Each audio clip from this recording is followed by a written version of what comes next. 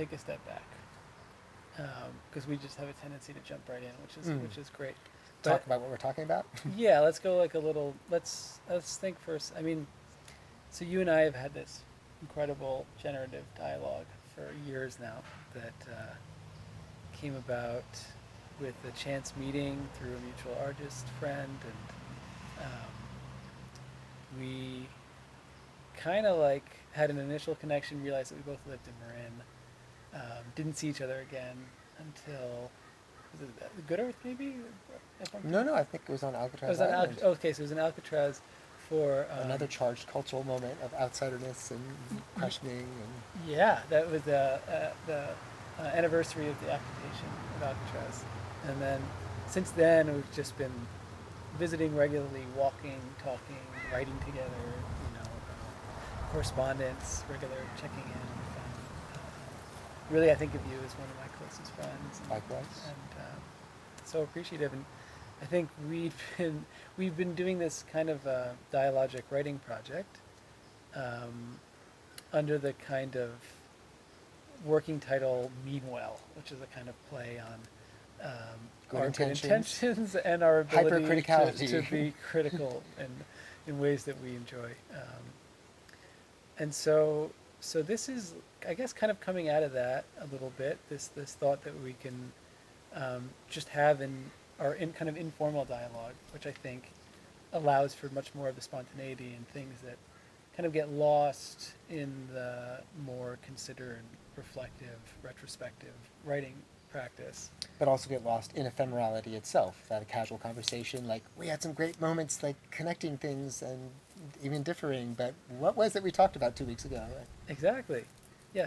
And I think this period of COVID has seen a kind of proliferation of these really, that and the kind of, I guess, Instagram launching its IGTV function has kind of created this horizon of really easy to produce content and a kind of, I guess you can call it an aesthetics of intimacy or informality that I'm noticing that feels really kind of refreshing to me. It doesn't have as much polish and Closer to how we spend real time together anyway, and maybe in our best moments together too. absolutely. And I've just been listening to people that are kind of forced indoors and in isolation, communicating with each other, and I find the kind of tenor of those informal conversations to be really engaging.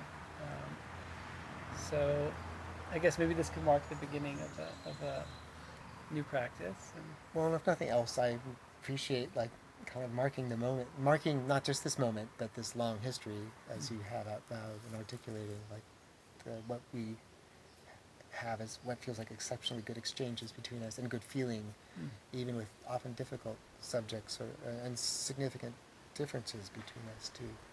yeah, no, and as we were just discussing in the car ride up, we have this tendency to kind of alternate between these deeply critical positions, just almost a kind of standard dialect between these positions of criticality and then kind of examining their unbounded remainder and maybe an alternative way of looking at it. Or I think there's this, I think for both of us, this impulse to recuperate whatever cultural experience is at hand and bring it into something that feels more generative or useful or instructive. Whether the thing being considered feels like a good thing or a bad thing, to use really cheap, reductive terms, but Yeah. winning or problematic, and even highly problematic. Just since we're this is a sort of launch moment, thinking back on our getting first acquainted, I've said to you more than once how the first time we met, I was more than a little wary. Like I liked you, but also the way you showed up, like from Bolinas, wearing like some kind of hipster ensemble, and the attaché to this very notable, like older French female artist, master artist or whatever. I was like, okay, that guy's interesting, but I'm not sure, like how much depth we would find together in communing. And I was not very generous at that moment, let's say. And then only because, hummingbird. Hummingbird. Serious hummingbird. only because... That's a notable French artist's spirit Yes, coming she's, in. Sophie's like, yes, tweet, tweet, tweet, at a very high frequency. um, but only because you approached me on Alcatraz at a moment where I felt very vulnerable and dissociated from this cultural moment, and not sure how I could make sense of it. And then separately, found you, not generously recognizing me and responding to me in the moment, but also kind of less generously, like hypercritically going off on another cultural figure that it turned out we both mutually reviled. And do you remember? The initials were RS, but somebody who is so omnipresent in their holding forth publicly that it was kind of hit or miss whether they had anything to say, but it didn't matter because they were being celebrated so like strenuously you couldn't like avoid their heroinism. But your less generous impulse to like really have at tearing at this cultural figure who most people are like, yes, like the savior of our liberal generation, or a Yes, savior. okay. That's what I that lack remember of now. generosity is Yeah, what made me that's- like want to embrace you yeah. full on. So that flip flop from me being ungenerous to you being ungenerous, allowing us to be generous with each other's, trusting each other, I think, to go off on this sort of more negative cant and rant, and then also hearing each other when we are effusing more towards others in ways that aren't just cutting shit down. No, for sure. I find that I think we're similar in that we really give our thoughtful respect where we feel it's due, and then I think there is a kind of valuable role of a critic that deals with what's ever thrust in your face by whatever set of forces produces those kinds of things. Well, and to try to recuperate our own tag phrase of mean well further, if it needs recuperation, which it probably does. Something that came up earlier on the beach was your attitude towards criticality is with things that you both admire and you question. To engage with ongoing questions is a sign of respect and seriousness and trying to be generative, and that's where the switch from just generous becoming generative that can be productive. One would hope not just for ourselves, like enjoying ourselves, going off on these tangents, but generative to broadcast out further in the world. Like, here's some other ways to think. Here's how we're engaging with these things, good, bad, and ugly. Oh, absolutely. Yeah, I think it's. I also like feel in our current climate, things feel so polarized, so reactionary, so divisive. There's like so many kinds of, call outs and shaming, and I kind of, I don't know. I regret that we can't just be a little bit more comfortable and relaxed in our thinking and try on different thoughts and wonder out loud and not feel so invested in it, and kind of allow a collaborative, discursive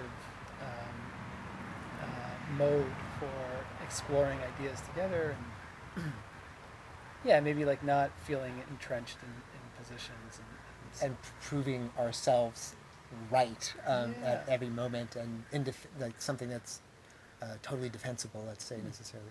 Plus, as a friend of mine and I once drunkenly resolved, what makes friends is laughing at each other's jokes, and I feel like the laughter that we generate together is a really good sign, and maybe it's just another addiction of self-involvement, but I find it super generative too to reach these places where recognizing our own foibles and mistakes and missteps and goofiness and trials and mistrials as well as others is like one of the most appealing parts of sharing ideas out loud together. Oh, certainly.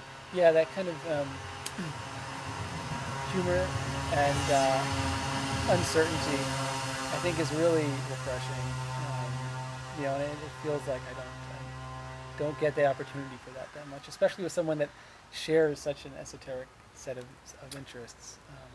Well, we sort of understand the reference points that we're making, and so can build, I think, layers and layers on that. And some of the layers include lighter go through what you called uncertainty, the multiple multiple perspectives on from the same position of, like, how serious are we about this, and how funny it is that we're even well, holding forth like this at this moment, seeing ourselves through these same lenses that we're pointing at others. Yeah. It's fascinating just as a personal process too, to have these documents of your thinking, of your relationships, and just as like I get the algorithmic report on what I've done this day in the past through social media every day, and so I'm looking at 7 years of information, and it's fascinating to track the kind of patterns and differences and preoccupations, and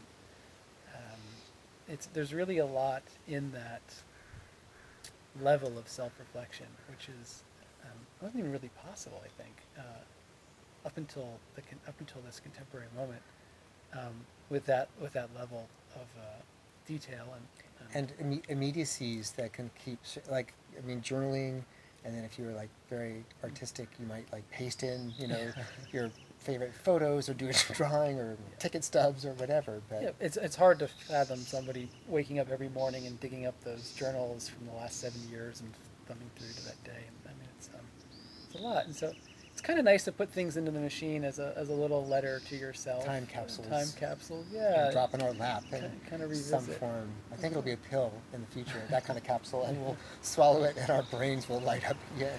Tiny little Madeline. Yeah. Thumbnail size, like a blotter of acid.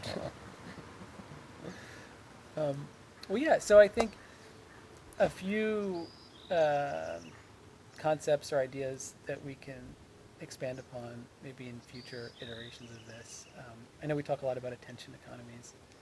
That would be, I think, a kind of fertile ground to explore, cultivate.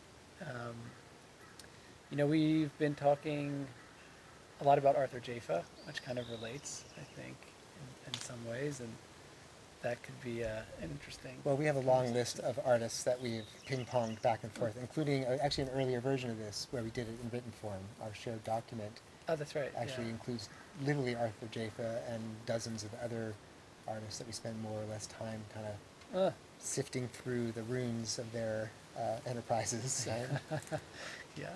reactions. Yeah, totally. I think both those. I mean, I've been trying to wrap my head around the kind of ecological reckoning of this COVID experience. That within it, there was this incredible eruption of a new stage of the Black Lives Matter movement, and both those things feel so significant and are happening so quickly in this already kind of breakneck velocity of media culture that we share. That there just feels like so much to unpack on all those things. I mean, each one of them could warrant a dissertation or years and years and years and years of study. Yeah, well, I feel like with the COVID thing, I feel half prepared for that. I think because the last several years I've spent a fair amount of time thinking about, the Anthropocene or the Capitolizine, but more deliberately spending time out in the natural world and trying to adjust my relationship to it. And for me, the rapid surge of COVID-related, like, human, what are we doing, recognition of ecology that I think you're rightly calling attention to as part of that moment.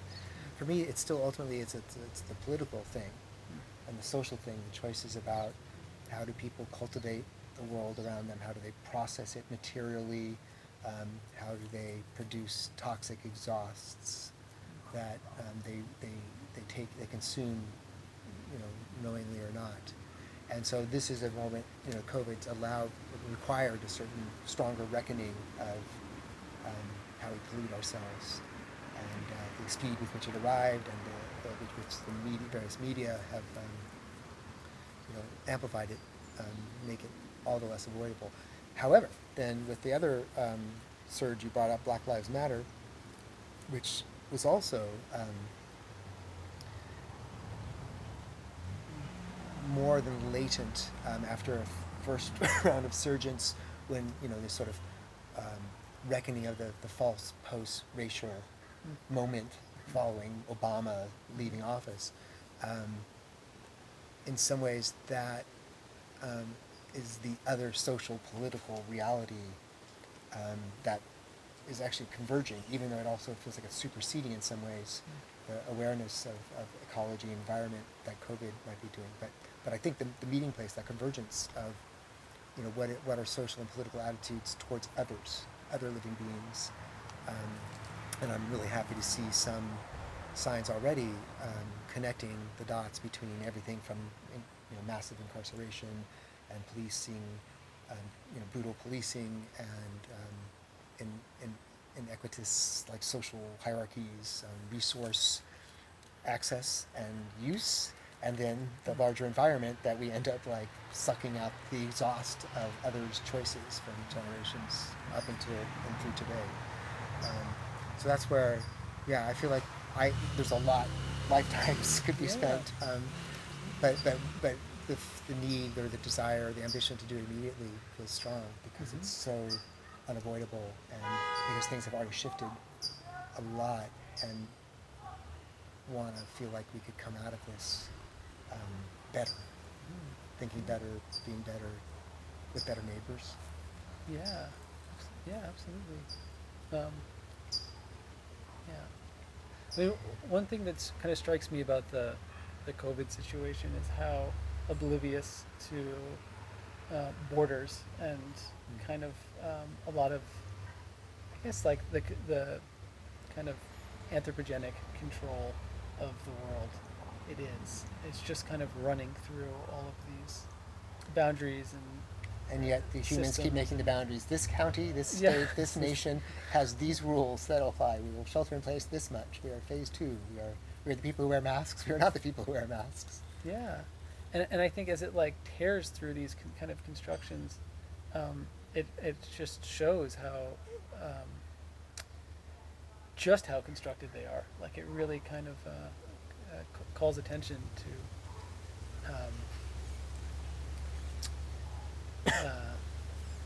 to The arbitrariness and the policing enterprise and the immaterial in the material world. Although I guess I was going to say more than arbitrary. I think colonial perhaps, or neoliberal. I think. Well, here's my word nerd thing. Arbitrary isn't the same as random. When I say arbitrary, it's drawing from a lineage that I understand of like the German Arbeit work, that it's a deliberate human effort that is arbitrarily, that is like, it could be, the line could be here or it could be here. Someone decides to put it here because, that's where the yard ends, let's say in this case. But the other thing I was going to say is that it still has had very real consequences, that it's much harder for me to imagine going to visit my daughter even 2,000 miles away in Chicago, much less 6 in Scotland where she's going to college, maybe, if she does. Or flying anywhere, visiting any place feels less easy and certain. Even the signs that greet you as you go into a new town now are loaded and charged for me. So I think not just twice, many times now before leaving my own little cul-de-sac, which is so weird from how I've been, cosmopolitan in the world before. So I feel like, the imaginary lines are realer in some ways, even though they're so easily overrun by this other species, the virus. Yeah. The latest virus.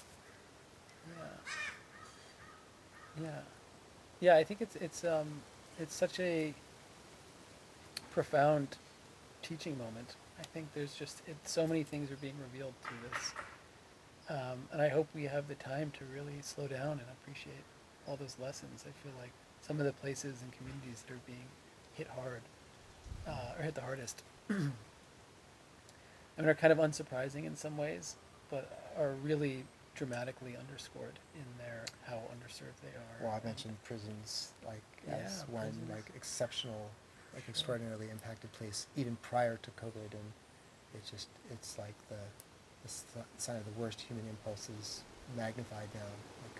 this horrible, like, monstrous, like, experiment of, how to deal with being human, and how to eliminate whole, like, groups of humans.